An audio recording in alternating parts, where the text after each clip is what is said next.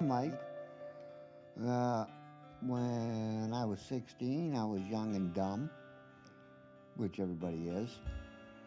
And it was last day of junior classes.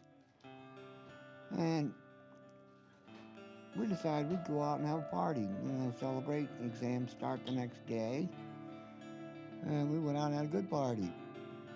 A lot of everything. The whole town, well, three-quarters of the town was there.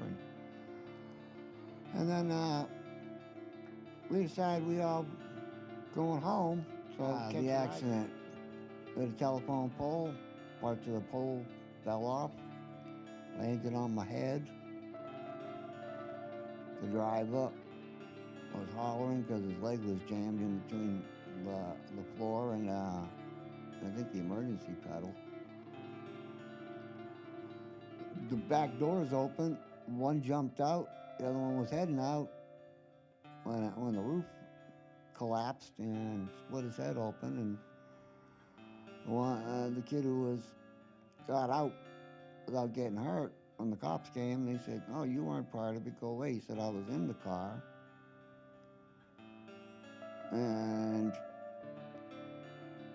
the driver was screaming about his leg.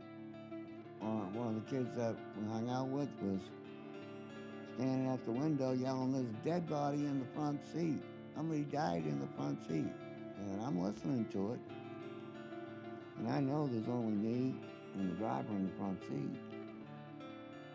And he was screaming, so I ain't dead. You gotta be wrong, 30 seconds later. And they finally extricated us from the car and took us off to the hospital. Yay, we're on a run. Well, that hospital was a small hospital, and they said, "This is too much for us to handle. Put him back in the ambulance and ship him off to another place." Meanwhile, Mom and Dad show up at the hospital. Mom comes in and looks at me, and I say, "Hey, they just want to clean me up, and I'll be home soon." And put me in the ambulance, put a bunch of screws in my head, and hung water bags off of them, and shipped me off to the next hospital.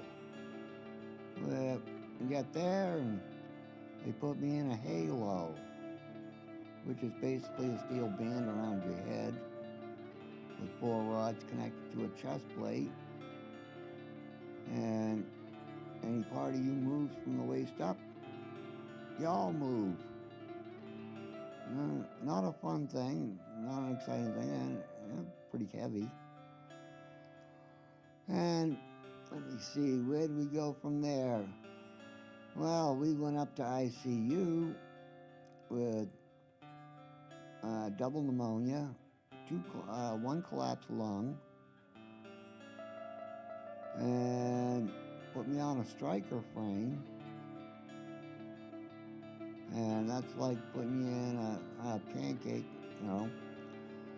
got a slab of metal on the front, on the back side, slab of metal on the front side with a hole going through it so they can see your face. And they put you like a pancake every 2 hours. And the respiratory therapist come in and beat on your chest for a while.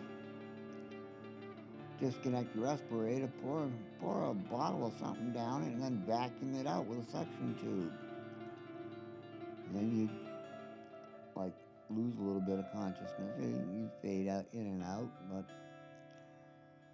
okay, that was just another thing that was just something to do. And you're on a respirator anyways, so as soon as she hooked it back up, it was going to just start pumping you again. And then finally they said, "Okay, you've been on that too long. We got to wean you off a bit." Well, that's great to wean somebody off of something, but don't tell them you're doing it, because they already think they can't breathe without this thing. And now you tell them we're shutting it off. Well, oh good, panic has struck again. don't tell me what you're doing, just do it, and when it's all done, you can tell me then, but they got me off the respirator and shipped me off to medical. Down to the 4th floor, down where they had other patients in other rooms. You're never going to see them, but, take me down there, hook me up, suction machine, oxygen, took the respirator out, took the feeding tube out, and they said, oh, you can start to eat now. Okay, that's wonderful. I hadn't eaten in like 3 weeks.